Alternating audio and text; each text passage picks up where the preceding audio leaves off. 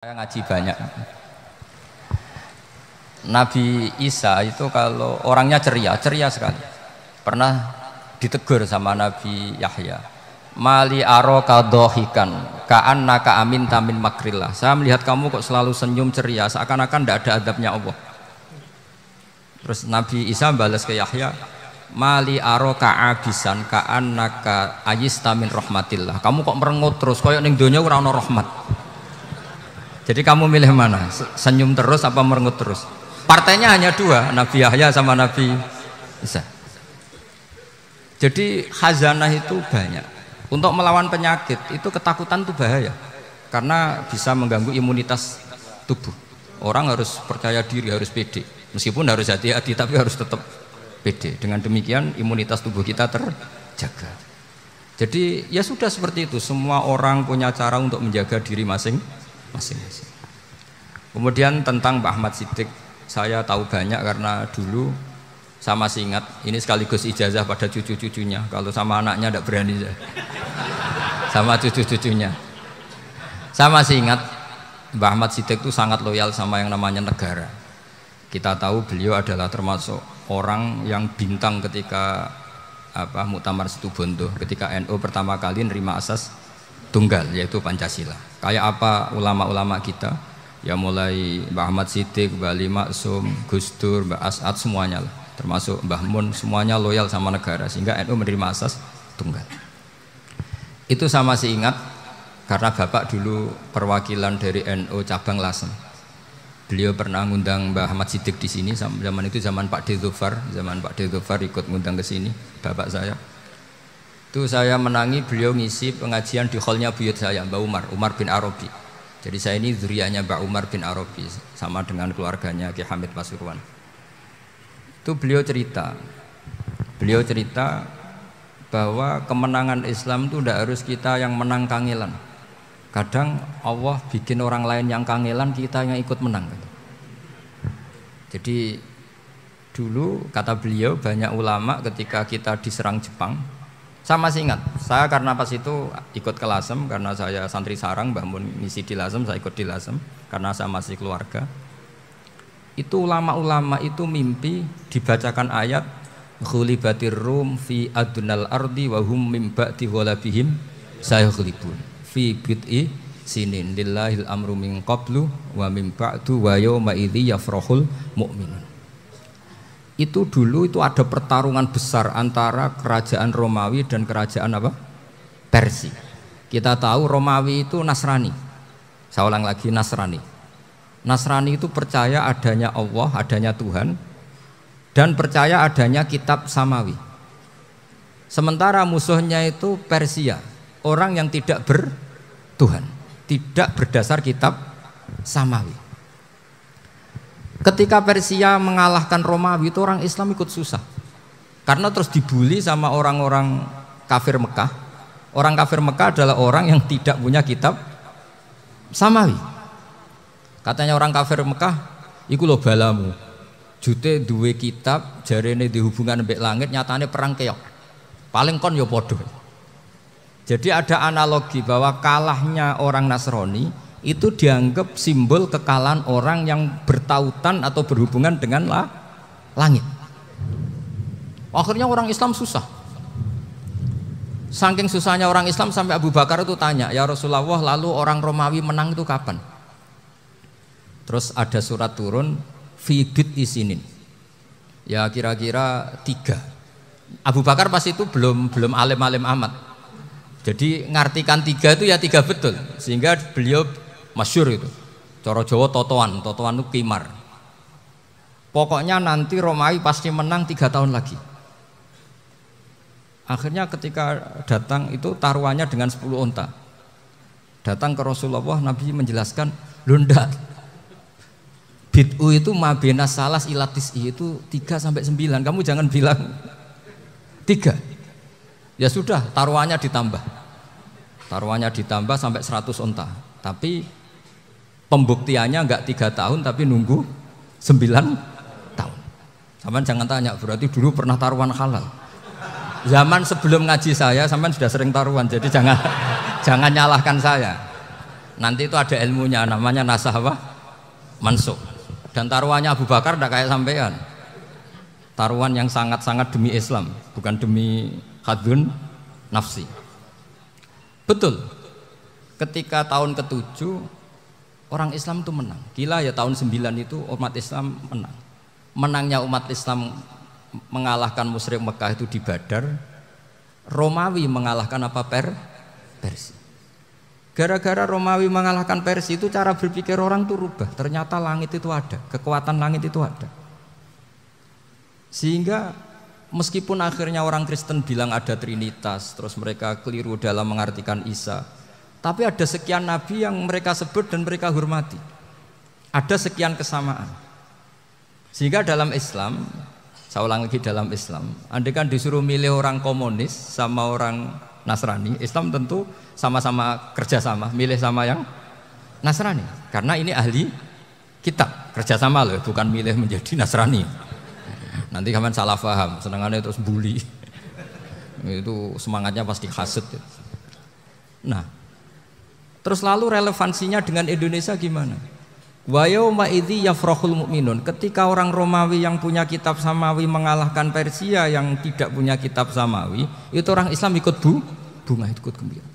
Itu semua kiai banyak yang mimpi seperti itu. Ini cerita Pak Ahmad Siddiq. Saya dengarin. Ternyata betul.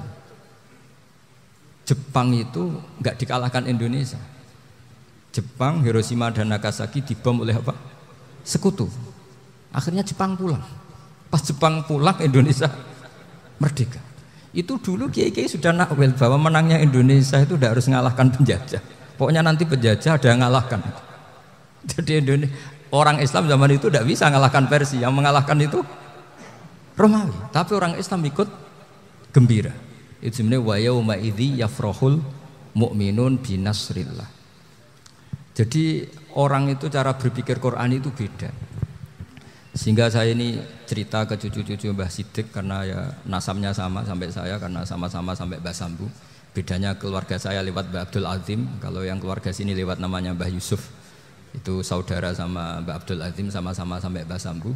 Tapi keinginan saya tentu bukan sekedar silaturahim gagah-gagahan diceluk Gus. Celuk Gus repot. Nak ora alim ra pantes. Nak beling ra pantes.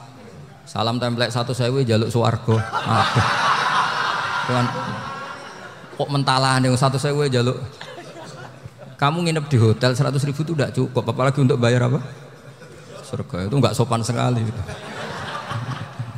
1 juta ya nggak bisa itu, 100 juta juga nggak jelas juga. Terus sampai mendingan nggak usah salam template, malah nggak mungkin masuk surga kalau. Jadi dulu yang namanya zuriyah, sampean tenang saja, nasab sampean nggak kalah dengan kita, karena nanti setelah di kuburan itu gus-gus itu nggak penting. Semua kalau ditanya bapak kamu siapa, jawabannya siapa? Nabi Ibrahim. Sudah parmin parlan hilang semua, sudah aman pokoknya nanti, karena kalau nanti ditanya malaikat bapak kamu siapa, jawabnya Nabi siapa? Ibrahim. Makanya saya itu pemuja Allah yang serius. Sama ya pemuja Allah, tapi kan kadang kurang alim. Saya ini pemuja Allah serius. Saya itu kalau ngaji, ya ngaji biasa belajar, itu sering nangis seneng. Misalnya saya baca tadi, Miftahul Jannah la ilaha illallah, luang kunci kok dikasihkan. Kita ini masuk neraka gak pantas, enggak bawa kuncinya kok masuk. Harusnya kita ini masuk surga, kita kan pegang kunci surga, gak pegang kunci neraka. Maka aneh kalau kamu masuk neraka itu aneh. Coba kita pegang kunci surga apa kunci neraka? Tapi ada teman saya neraka ora ono kuncine. Karena tidak ada pintunya. Terus saya bilang, kamu kok tahu? Memangnya mau ke sana, kata saya. Saya tidak punya rencana tahu neraka. Karena nanti di antara syafaatnya Quran itu orang kalau mau masuk neraka tidak jadi, ya nggak apa-apa ya, diatur sendiri. Jadi di antara syafaatnya Quran itu orang nggak jadi masuk neraka. Jadi syafaat itu ada 2, dari neraka diangkat ke surga, dan itu bisa lama itu. Tapi kalau syafaatnya Quran itu yang belum masuk neraka supaya nggak jadi masuk neraka. Karena neraka juga punya aturan, dia juga kena aturan fikih. Jadi, betul ini, saya tidak guyon. Jadi kena konstitusi apa? Fikih. Sama tak ceritani syafaatnya Quran itu. Ada orang itu beling itu fasik. Itu dihafal surat Tabarok. Hafal betul. Tabarakalladzi biyadihil mulku wa huwa ala kulli syai'in qadir alladzi khalaqal mauta wal hayata. Pertanyaannya gini, boleh enggak orang menginjek surat Baqarah? Boleh enggak? Enggak. Padahal orang hafal Quran itu artinya ayat itu ada di hatinya. Fa inna wa ta'ala la yu'adzibu qalban wa al-Qur'ana. Allah tidak akan menyiksa hati yang menyimpan Quran, yang jadi flash disknya Quran, yang jadi rekaman Quran. Singkat cerita orang ini hafal. Pas ketemu Mungkar Nakir prosedur kan, ini orang fasik mau diantemin sama Mungkar Nakir. Prosedur ya, dia kan prosedur standar. Si surat Tabarok akhirnya menjelma jadi seseorang yang gagah berani. Kamu nggak boleh nyiksa orang ini. Saya ini kalamullah. Kalau kamu nyiksa dia berarti nyiksa saya. Kamu berani sama kalamullah. Wah ya tidak berani jadi Mungkar Nakir. Tapi orang itu nakal, harus saya gebukin. Tapi kata Quran tadi, tapi saya di situ pasti kena saya. Oh debat, nggak ada lajnahnya ini nggak ikut. Kalau Gus Wirjon ikut jadi lajnah. Kalau jadi lajnah pasti kroninan. Kalau santrinya dimenangkan nanti. Akhirnya debat. Ya sudah kita ketemu Allah. Akhirnya Mungkar Nakir sama Quran tadi surat Tabarok datang sowan sama Allah. Terus kata Allah, memangnya kenapa Mungkar Nakir? Saya harus nyiksa dia karena dia fasik ya Allah. Memangnya kenapa surat Tabarok? Saya ada di situ. Menurut aturan orang tuh nggak boleh injak-injak Quran. Kalau dia nutuk saya, nutuk Quran, itu harus dikasih tahu fikihnya Mungkar Nakir. Akhirnya Allah ngendikan gini ke surat Tabarok. Ya sudah terserah kamu. Kalau terserah pulau Gusti, Mungkar Nakir nggak boleh nyentuh orang ini. Ya sudah selamat. Sehingga terus itu sama baca di termasuk mujizatnya surat Tabarok di tafsir Ibnu Katsir banyak. Karena tadi logikanya malaikat itu juga kena aturan fikih. Sehingga banyak ulama termasuk Said Muhammad ngendikan pertanyaan Mungkar Nakir itu tidak semua orang kena. Kalau semua orang kena nanti kalau tanya Nabi Muhammad, waman nabiyuka? Kacau kan jawabnya. Nabi kamu siapa? Lu saya ini nabi. Ya kan? Lah nanti kalau pas ketemu Nabi Ibrahim, waman abuka? Jadi repot kan? Makanya ada kiai yang guyon kalau ditanya marebuka, saya ini guru tauhid sembrono. Saya ini ngajar Ummul Baroin, kamu tanya marebuka. Masyhur itu keramatnya Imam Malik itu. Ada Ashabu Malik, rajulun min ashabi Malik. Beliau ditanya Mungkar Nakir marebuka manabiuka. Imam Malik datang, ini seumur-umurnya itu ngajar tauhid. Kok kamu bedai enggak sopan kamu. Nah, kita berharap barokah sampean ngaji nanti itu. Yes. Malaikat itu anak sungkane gitu. Jadi ada. Dan saya meskipun guyon itu serius. Bedanya orang alim sama ndak itu di situ. Kalau orang alim itu guyon itu masih bener, masih serius. Coba saya bacakan ayatnya. Ala inna auliya Allahi la khaufun alaihim wa lahum yahzanun. Terus lahumul busyra fil hayatid dunya fil akhirah. Artinya kalau Mungkar Nakir dengan penampilan garang gitu, berarti ada ketakutan apa enggak? Ada, padahal ciri utama walinya Allah tidak ada ketakutan. Makanya itu termasuk dalilnya Sayyid Muhammad, tidak semua orang alami seperti itu karena wali-wali itu la khaufun alaihim wa lahum yahzanun. Wah anak kiai ketemu karena kerja wedi tidur wedek. Iku dreseke ora kok pertanyaan itu, nak konan santri piye? Lho isen wis kiai dihanjuti Mungkar Nakir.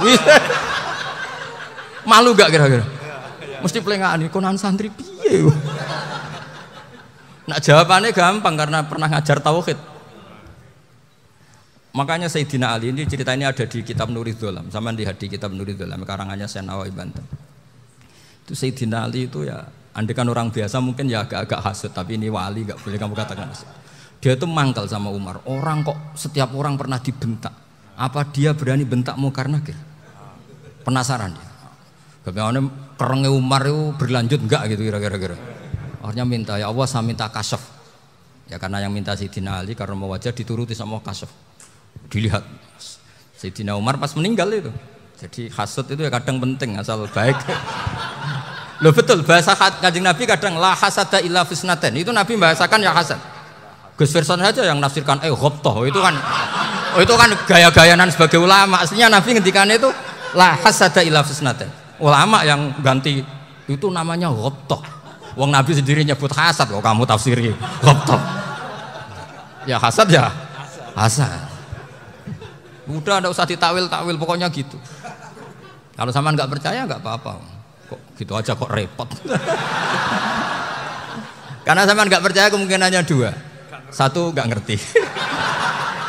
Dua sama-sama alim kan dari awal kalau sama-sama alim kan laisa li alimin ayyuqallida aliman akhor. Kita enggak perlu saling mengikuti. Ngapain hasud? Biasa aja. Akhirnya Sidina Ali kasih. Pas Umar bangun, setelah mati kan bangun, setelah meninggal bangun. Mungkar Nakir datang dengan perangai yang sangat garang. Itu digambarkan Sidina Ali matanya itu kal kidril ghali. Kayak apa? Kendil yang apa? Mengangang. Wah, seru. Sidina Ali senang, paling takut ini Umar. Senangnya bukan main. Wah, ini mesti takut Umar. Biasa. Ternyata enggak, Umar malah bangkit. Woi, Mungkar Nakir ya. Kamu tahu menghadapi siapa? Itu betul ya? Kamu itu menghadapi temannya ahabbal khalqi ilallah. Yang diandalkan temannya bukan dia. Kamu tahu yang kamu hadapi, saya ini teman kekasihnya Allah. Jadi boleh kamu mengandalkan Mbak Virjon. Tapi nanti resikonya Mungkar Nakir tanya, itu Virjon siapa? Wah, itu masalah kan. Makanya syaratnya wali itu harus ma'rufun fis sama. Di langit sudah populer. Makanya dulu ada orang yang saking seninya Abdul Qadir ditanya apa saja jamnya Abdul Qadir Al-Jilani, itu aman karena beliau populer. Makanya program kita harus populer dulu di langit. Nah, itu nanti kalau dicatut oleh santri-santri nggak apa-apa. Kalau nggak populer nanti ditanya, itu siapa? Masalah ini. Umar itu yang dibanggakan itu, kamu tahu saya siapa? Ya enggak tahu, saya ini temannya kekasihnya Allah. Temannya Muhammad, iya Muhammad Rasul. Wah mikir, waduh, repot. Loh, di dunia aja gitu kan, temannya presiden, temannya panglima, apalagi ini temannya Sayyidul Awalin wal Akhirin. Di dunia aja bilang temannya presiden, menteri, orang sudah takut, apalagi ini temannya Sayyidul Awalin. Hanya Mungkar Nakir terus konfirmasi sama Allah, gimana ya Allah ini ngadepi. Sebetulnya diandalkan itu temannya, bukan dia. Wah, akhirnya sama Allah dibilang, ya Bu, ya sama seorang seperti itu Bu yang sopan. Terus semenjak itu Mungkar Nakir itu nggak selalu berpenampilan seperti itu, sangat. Jadi semoga itu konsisten sampai nanti. Jadi kamu kalau ingin nggak takut Mungkar Nakir, jadi wali dulu. Karena syaratnya tadi hanya wali sing la khaufun alaihim walahum yahzanun lahumul busyra fil hayatid dunya fil akhirah. Jadi orang itu kalau ngaji itu harus khatam. Jangan semuanya kena pertanyaan. Dan kalau semuanya kena pertanyaan nanti repot. Kalau Nabi Muhammad ditanya waman nabiyuka, nabimu siapa? Lu kan terus jadi aneh. Jadi makanya ngendikane Sayyid Muhammad semua ulama lah, nggak ada am kecuali ditaksis, kecuali sifatnya Allah. Misalnya bikulli syai'in alim, ya benar-benar bikulli syai'in. Tapi kalau am semuanya pasti ada taksis, meskipun dalam muhawarah muhadasah biasa. Ya, misalnya contoh gampang, istri kamu baru seneng kamu, Mas nak pengen apa-apa aku lapor aku, gak apa-apa Mas, mesti aku seneng gak sama lapor. Iku di aku pengen wayo. Wah langsung jadi apa wae. Mesti apa wae maksudnya kecuali itu gitu. Padahal kalau ngomong, Mas sampean ingin apa saja tak dukung. Terus sampean bilang, kepenginku iku wayo. Kira-kira disetujui apa enggak? Sama seperti kita kalau punya teman akrab, wes nang omahku gak apa-apa, anggap ya omahmu dhewe. Terus mlebu-mlebu kamar. Jadi tidak ada am kecuali ditaksis. Artinya kalau ada cerita bahwa orang mati pasti ngalami ditanya Mungkar Nakir, itu pasti ada am yang ditaksis. Itu pasti juga dialami para anbiya, para auliya. Karena ciri utama wali itu la khaufun alaihim walahum yahzanun. Kemudian saya yang mau cerita ya, supaya sampean bisa menghadapi dunia global ini, tak bawa tafsir Munir termasuk tadi. Kenapa orang Islam, Rasulullah SAW itu lebih senang kalau yang menang itu orang Nasrani Romawi, ketimbang yang menang itu orang Faris, dalam hal ini ateis. Karena orang ateis itu lebih ngeri. Sebetulnya beberapa penemuan sains, terutama di ilmu medis itu orang Amerika, kayak cloning. Tapi orang Amerika itu masih dilarang oleh gereja untuk mengaplikasi. Karena nanti bayi cloning itu dipakai suku cadang. Di Amerika masih ditentang oleh fatwa-fatwa agama, baik Islam maupun Kristen. Tapi di Cina itu dipraktekkan, karena nggak ada halangan agama.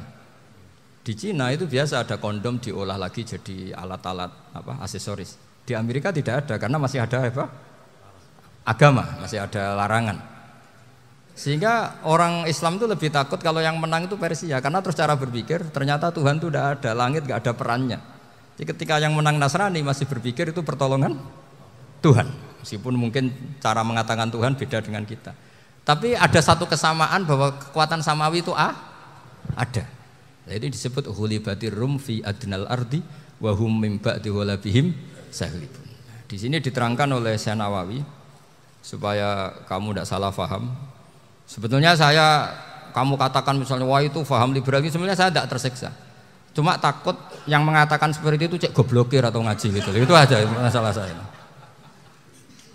Ini saya baca ini karangannya Syekh Nawawi karena tadi kata Mbak Firjon ngaji itu harus sama orang yang bersanad.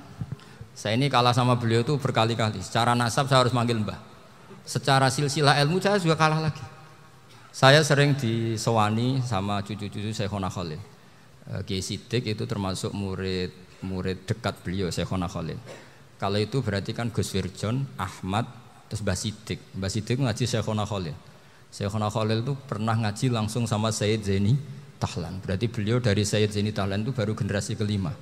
Sementara saya itu sudah ke-7 atau ke-6. Saya, Mbah Mun, Mbah Karim misalnya, Mbah Hashim, Mbah Mahfud Termas, Sayyid Abi Bakar Sato yang ngarangnya Anatul Thalibin, baru Sayyid Zaini Tahlan. Berarti saya ke-7, kalah lagi. Tapi untuk jadi wali biasanya cepat saya. Karena syaratnya jadi mbah itu ngalah demi putu. Jadi kalau beliau ngotot, saya dulu Gusti, saya mbahnya. Wah itu mbah yang nggak baik. Pasti jatahnya dikasihkan apa? Cucunya dulu. Makanya Abdul Muthalib itu orang yang dapat wangsit, tapi yang jadi nabi itu cucunya. Jadi dalil saya banyak. Sebenarnya Abdul Muthalib itu sudah sering dapat wangsit. Karena saya bahasakan wahyu, nabi yang protes, enggak nabi kok dapat wahyu. Tapi sebetulnya Abdul Muthalib itu masyhur. Kalimat-kalimatnya menunjukkan bahwa beliau itu sudah dapat wahyu kalau nanti cucunya itu jadi apa? Nabi. Makanya senangnya bukan main Abdul Muthalib sama Rasulullah. Putu seneng, mbah seneng putu. Jadi mungkin, jadi sampean enggak usah protes loh. Ya, yang jadi wali kok cucunya. Dulu betul. Dulu Mbah Hamid Pasuruan itu kalau Mbah Ahmad Siddiq ke sana, Mbah Hamid Pasuruan kalau manggil Mbah Ahmad Siddiq itu paman. Tapi pamannya minta ijazah ke ponaan. Apa ya gara-gara itu memang. Kalau itu masih berlaku apa? Ngalah tadi. Kayaknya masih apa? Hawane masih. Hawane masih. Karena melihat tren-tren langit masih gitu kayaknya masih. Masih itu. Ya, tapi mbahnya tetap dapat jatah, tenang saja nanti. Tapi memang sebaiknya mbah itu legowo. Rasulullah Muhammad SAW itu terkenal min dzurriyyati Ibrahim. Tapi kata Rasulullah, ana dakwatu Ibrahim wa bisyaratu Isa. Aku nganti ngene iki barokah dongane Nabi siapa? Ibrahim. Jadi dongane Nabi Ibrahim dia tiba teng putu. Jadi banyak bukti bahwa jatuhnya ke putu gitu. Tadi saya di kamar sama beliau berduaan. Nih Mbah sing dadi wali dhisik ndi? Aku Mbah. Cocokan tadi. Nah, kenapa saya akhir-akhir ini gulirkan daftar wali? Kenapa? Saya ini resah ya, orang sudah ingin dicintai pejabat, dicintai tetangga, dicintai teman. Tapi kadang-kadang orang lupa lagi dicintai apa. Makanya saya meskipun guyon, tapi ini amdan, bukan sahwan. Supaya orang punya cita-cita lagi jadi wali, ingin dicintai Allah. Kita ini terlalu lama ingin dicintai makhluk. Mbok ya naik kelas sedikit lah. Ingin dicintai Allah Subhanahu wa Ta'ala. Meskipun saya guyon, tapi tadi guyon saya tuh lebih serius ketimbang serius Anda. Karena tak pikir. Saya tuh kalau pergi itu seneng ngebis, bukan karena saya tidak punya mobil, tapi saya sering mau butuh itu supaya nggak diganggu. Karena saya tuh harus punya waktu sendiri. Kalau ngebis kan ketemu orang nggak kenal, tapi sekarang ya agak susah, banyak yang kenal. Dan susahnya lagi gak minta ijazah, minta foto. Aduh. Repot tuh. Mau dibenci itu umatnya Rasulullah Shallallahu Alaihi Wasallam. Mau disetujui itu sanatnya mana? Kalau ketemu orang alim minta apa? Foto. Itu nggak ada sanatnya. Nggak tahu saya itu mazhab dari mana itu. Ya mazhab milenial yang jelas itu kan. Ini tak baca ya biar dapat. Karena ini kenangan saya sama Mbak Ahmad Siddiq. Saya masih ingat betul beliau ngisi hallnya Mbak Abdullah bin Umar, berarti abahnya Mbak Hamid.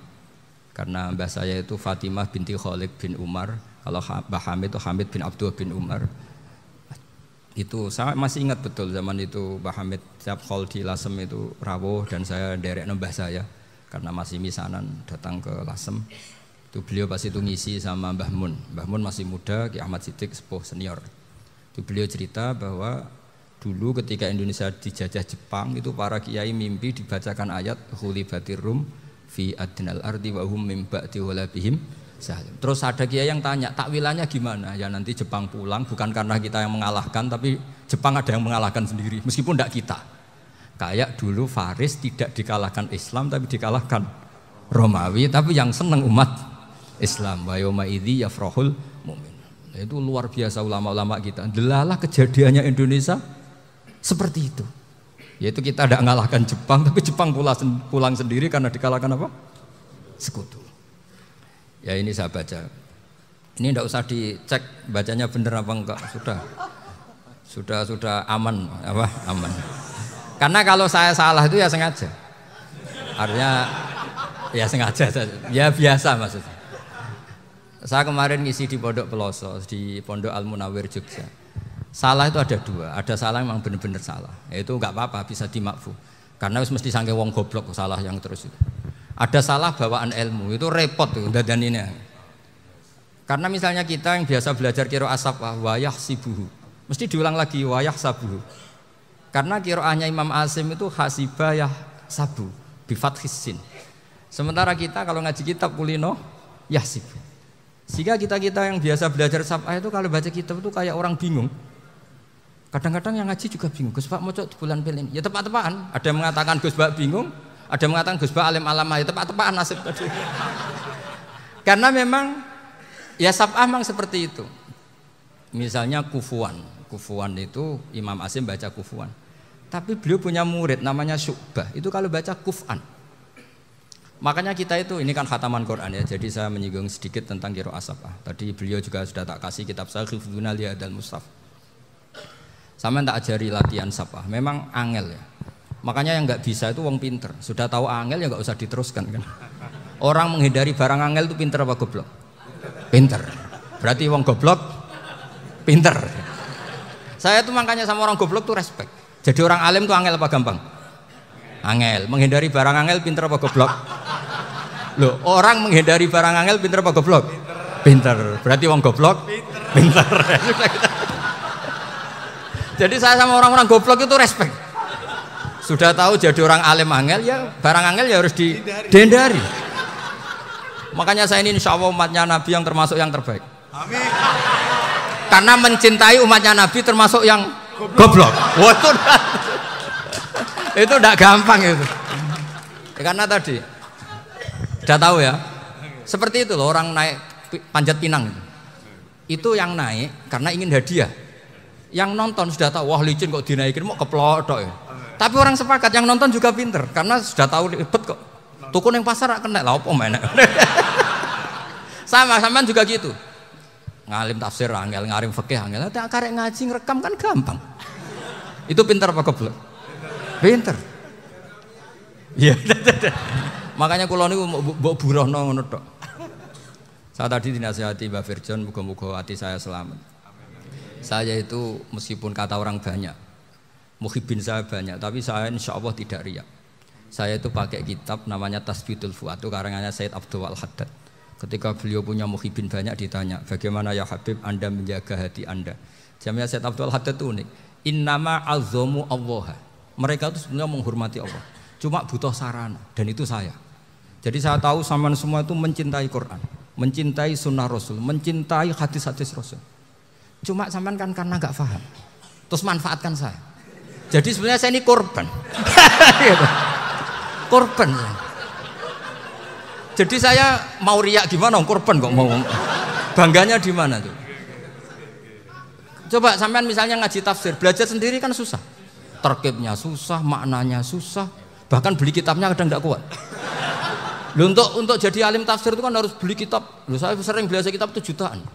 Tafsir Tobari, saya pernah beli kitab Fakhrur Razi itu berapa coba? 27 jilid.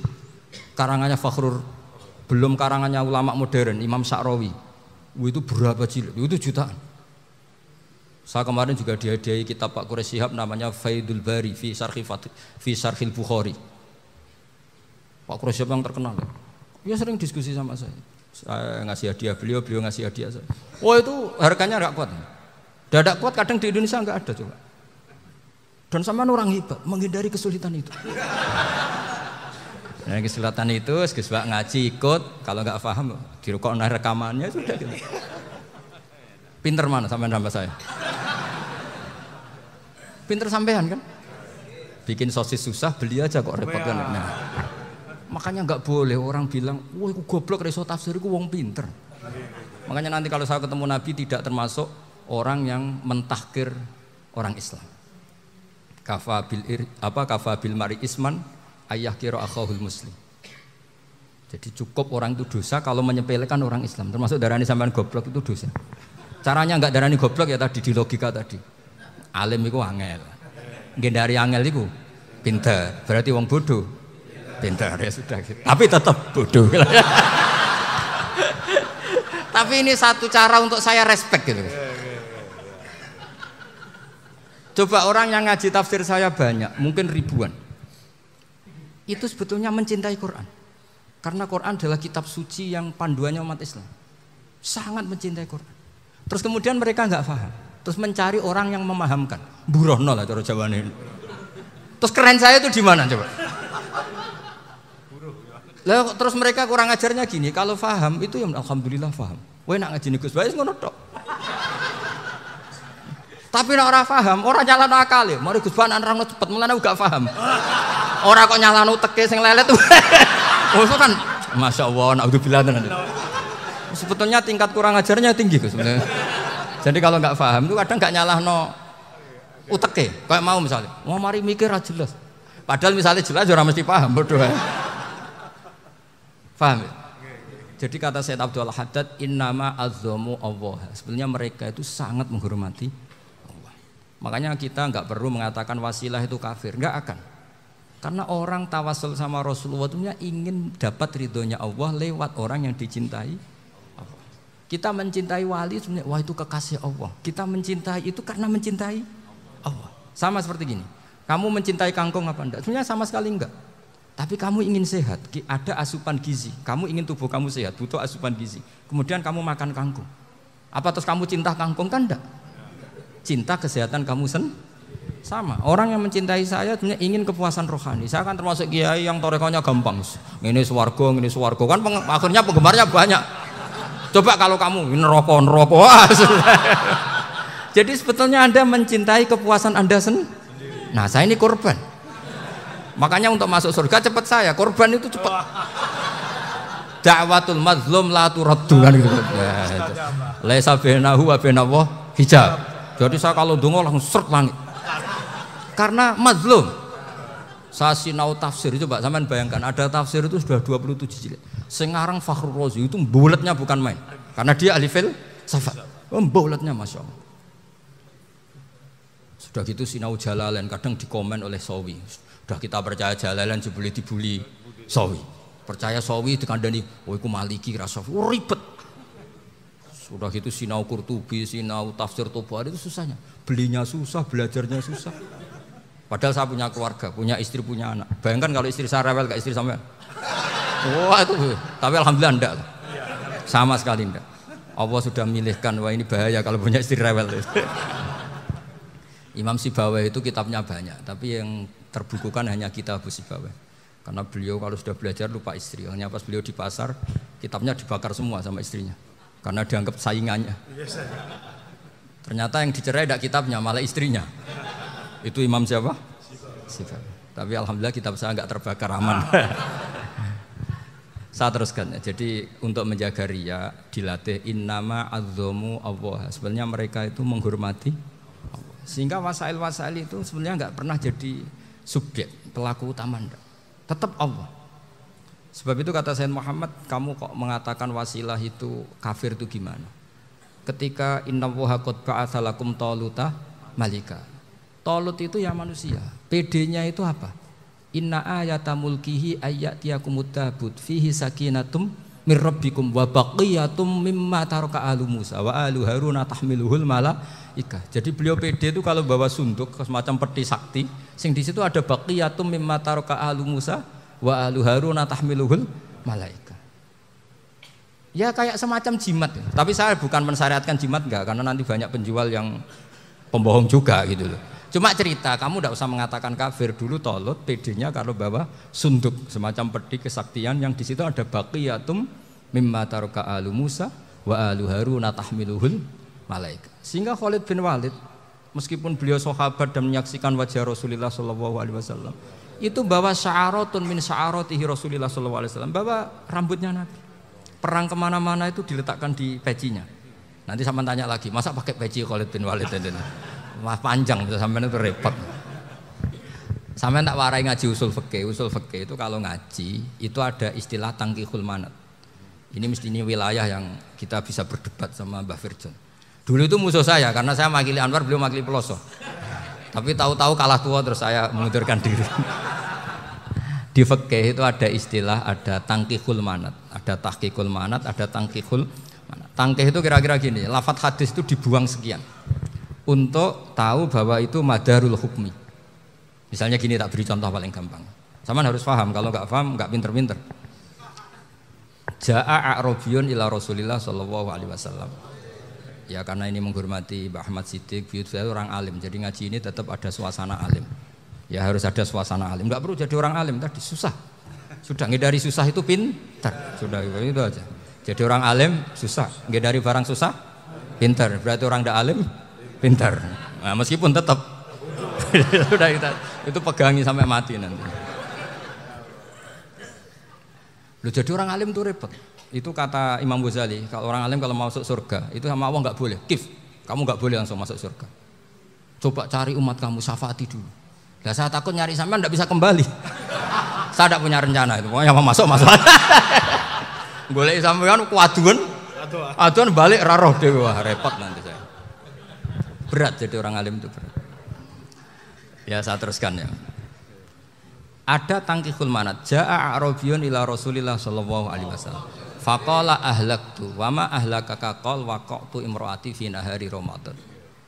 Ya dan kita saya ini rusak ya Rasulullah. Kenapa? Karena saya menjima istri saya fi nahari Ramadan. Terus kata Nabi, kamu harus bayar kafarah. Napa Nabi kafarah? Puasa 2 bulan. Wong baru 1 hari aja terjadi gitu kok disuruh puasa 2 bulan. Ya tidak kuat ya Rasulullah. Baru berapa hari saya puasa aja kecelakaan seperti itu. Apalagi kalau sampai 2 bulan. Enggak ya Rasulullah. Ya sudah kalau gitu kamu pertama ngasih makan apa? Itqu raqabah kan, pertama merdekakan budak. Tapi kan sekarang nggak ada budak makanya terus sekarang langsung puasa. Wah ini nggak bisa semua.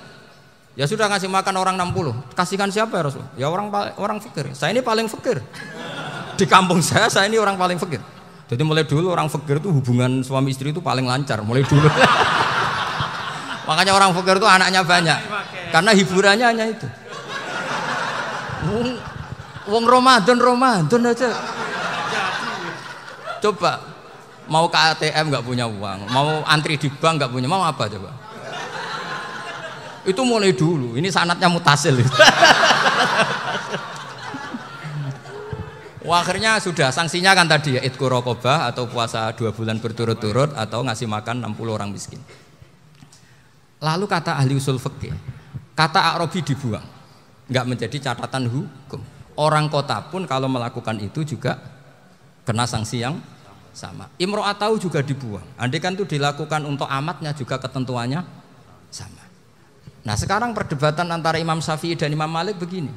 Sekarang pertanyaan gini, jima istri itu hukumnya boleh apa haram? Boleh kan? Lalu kalau ada orang tanpa udzur kemudian makan siang-siang, cara Imam Malik hukumnya sama, harus kena sanksi yang sama.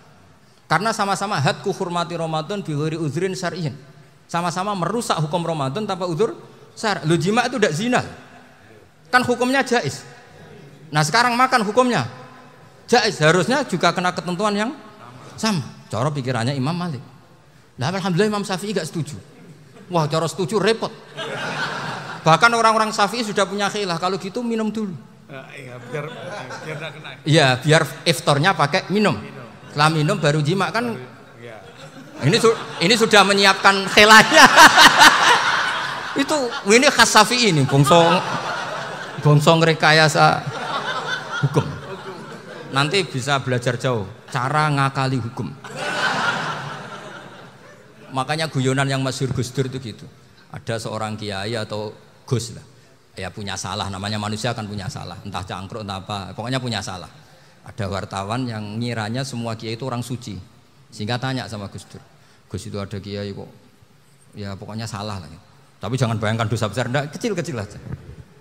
Itu gimana itu? Padahal kiai kan orang suci. Jawabnya Gus Dur lucu. Ya justru yang boleh salah itu para kiai, kalau kamu nggak boleh. Loh kok bisa Gus? Karena mereka tahu caranya tobat. Repot. Kalau kamu nggak tahu caranya, sama pelanggaran hukum itu ya harus pakar-pakar hukum. Ya. Itu yang tahu caranya rekayasa. Kalau kamu ya kena pasal kan. Ya. Jadi kamu jangan niru saya. Saya ini punya sekian cara untuk kembali. Nah, itu namanya khilaf. Makanya kata Sayyid Muhammad, kamu tidak usah anti khilaf. Karena Abu Hanifah itu membolehkan khilaf. Kita bul khiyal. Yang penting kamu soleh dulu. Setelah soleh nanti Allah maklumi. Soleh dulu, syaratnya soleh dulu. Kalau tidak soleh jangan. Contohnya gini, ada orang mau puasa lemes sekali, mau makan. Gampang. Kalau langsung makan kan kayak hadku hormati Ramadan biwari udrin sarian. Aku langsung mau jembera sowan Mbah Firjon. Sudah status saya Pak, musafir. Ya sudah, berangkat aja sampai Tuban makan. Nanti kalau nggak jadi ya nggak apa-apa sudah. Kan mulai pergi sudah musafir. Saya tidak tahu nanti malaikat tertarik gebuki nggak tahu. Tapi itu ada khilafnya, asal soleh lah. Karena kata Sayyid Muhammad dan semua kitab mengatakan itu. Kalau sampean nggak tahu ya kebablasan. Nabi Ayub, nabi yang terkenal Gudiken itu siapa? Ayub ya. Nah, itu yang Israiliyatnya akan seru lah. Gudiken dikukur bek kreweng itu terlalu lah kalau itu. Untuk kreweng konti ning Arab ora ono kreweng itu sudah masalah itu. Singkat cerita, Nabi Ayub ketika diasingkan kaumnya itu kan nggak punya sumber makanan. Lah orang lelaki itu mulai dulu egois. Istrinya Nabi Ayub itu cantik sekali, udah cantik, rambutnya bagus. Makanya kamu nggak usah tanya kenapa istrinya kayak banyak yang cantik. Ya, warasatul anbiya, nggak boleh mungkin. Kalau nggak cantik ya warasatul anbiya dari segi balak. Istrinya Nabi itu semuanya cantik. Nggak usah tanya sebabnya apa, pokoknya gitu, semuanya cantik. Singkat cerita, beberapa kali istrinya Nabi Ayub itu kerja demi bisa nafkahi Nabi siapa? Suatu saat itu tidak ada pekerjaan yang cukup untuk beli roti. Satu-satunya peluang dapat rezeki itu putrinya raja itu rambutnya berondoli. Terus ada sayembara siapa yang rambutnya bagus mau dibeli. Sampai rambutnya istrinya Nabi Ayub itu dijual. Nabi Ayub tersinggung karena itu mengurangi kecantikan. Jadi lelaki mulai dulu gitu. Udah nggak urun kalau istrinya nggak cantik itu komplain. Itu khasnya lelaki. Jadi kalau kamu gitu ada sanadnya juga, tenang saja ya. Komplain ya pegawaian itu. Saking mangkelnya Nabi Ayub terus ngendikan la adriban naki mi'ata sautin. Kamu akan saya pukuli dengan mi'ata sautin atau dengan 100 cambukan. Atau mi'ata dikhtin atau mi'ata apalah sesuai konteks zaman itu. Engko nak muni pecut tuku konti kok ribet lagi. Singkat cerita akhirnya ketahuan bahwa istrinya menjual itu demi Nabi Ayub. Allah nggak ridho kalau kekasihnya yaitu istrinya Nabi Ayub wis perjuangan kayak gitu malah kena hukuman. Tapi Allah juga nggak ingin kekasihnya yang bernama Ayub melanggar sumpah. Padahal beliau sudah sumpah wallahi demi Allah nanti tak pukul dengan 100 kali. 100 kali dengan lidi lah misalnya, contoh yang gampang tuh lidi. Akhirnya sama Allah dikasih satu solusi. Wa khud biyadika dikhtan fadrib bihi wala tahnas. Ya sudah, lidi itu ikat jumlahnya 100. Terus pukul sekali saja. Anggap saja sudah 100. Iku pangeran sing wari ngakali ngono iku pangeran. Tapi syaratnya soleh. Syaratnya soleh. Jadi kalau kamu anti khilaf berarti anti ajarannya Allah di ayat itu. Wa khud biyadika dikhsan fadrib bihi walata. Itu dulu ada, ini cerita di Ithaf. Ini cerita terakhir, ini sudah, sama jangan nama sudah.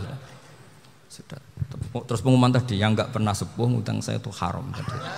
Karena tadi saya punya kewajiban di rumah yang bisa menggugurkan ya kewajiban yang lebih besar. Lebih besar itu ya tadi bisa pernah guru, pernah sepuh. Yang jelas enggak umur. Umur sampean menangkap itu. Tua-tua serepot itu. Ada raja itu ganteng kaya, senengannya nikah perawan cantik. Itu semua kampung mesti kenal. Mungkin digilir atau gimana pokoknya. Suatu saat ada pemuda suka sama perempuan yang di kampungnya, cantik sekali. Kemudian pemuda ini ternyata pekerja di kerajaan itu. Tiap hari ditanya, wah itu yang di kamu yang cantik siapa? Mau saya nikahin gini. Wah bahaya ini saingannya raja. Jadi yang dibidik pemuda tadi itu saingannya. Si raja ini orang yang namanya raja kan gengsinya tinggi. Kaifatang kihuha wa qad ra'aitu qad qabbalaha rajulun. Kok mbok nikah piye? Saya tuh pernah melihat dicium lelaki.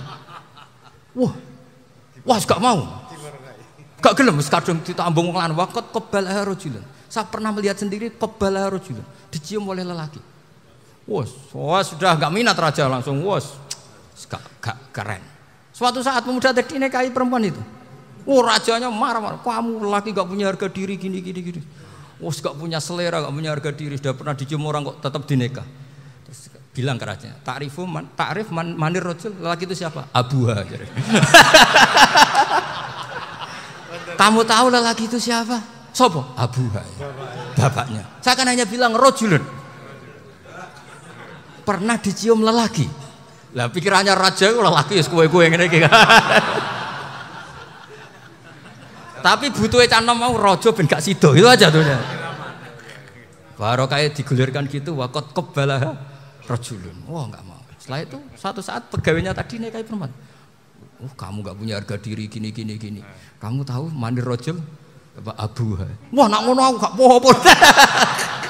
Lah monggo sakniki wis bojo kula. Ora trimo wis diambung wis macam-macam. Lah itu namanya khilah. Apa? Khilah. Kalau di Balawa disebut tauriyah atau apa. Tapi saya tidak ngajari sampean seperti itu. Sudah pinter sebelum saya ajarin. Bangsa ngakali kan sudah pinter. Ya ini terakhir tak baca Arabnya saja nanti. Bismillahirrahmanirrahim. Biar dapat barokahnya Syekh Nawawi juga barokahnya guru-guru. Bismillahirrahmanirrahim. Wasababu nuzuli hadil ayati annahu kana baina farisa war rumi qitalun wa kanal musyrikuna yawadduna antaghliba farisu ar-ruma li anna farisa kanu majusiyan ummiyin wal muslimuna yawadduna ghalabatar rum ala faris liqaunihim ahla kitabin. Jadi zaman dulu orang Islam lebih senang kalau yang menang itu orang Nasrani. Kalau bandingannya ateis. Karena bagaimanapun percaya kekuatan langit. Sementara orang ateis sama sekali tidak percaya kekuatan. Apapun bedanya kita dengan Nasrani itu ada kesamaan, yaitu percaya adanya kekuatan langit. Sehingga ketika orang Romawi kalah itu orang Islam ikut susah. Paham ya? Makanya ini tak baca biar sampean enggak macam-macam pikirannya. Fab'atha Kisra saat terusnya, ya pokoknya seperti itu.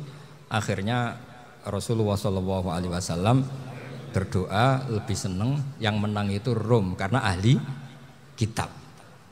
Artinya apa? Kemenangan ahli kitab adalah kemenangan makhluk atau hamba Allah yang mentautkan kekuatan kita di bumi dengan kekuatan langit. Makanya saya berharap selain kita ikhtiar medis, kita harus memperbanyak istighfar. Bagaimanapun semua itu dari Allah Subhanahu wa ta'ala. Kita menghormati negara dengan ikhtiarnya, tapi saya mohon sekali kita juga istighfar. Karena semua itu juga ditentukan oleh Allah, oleh langit.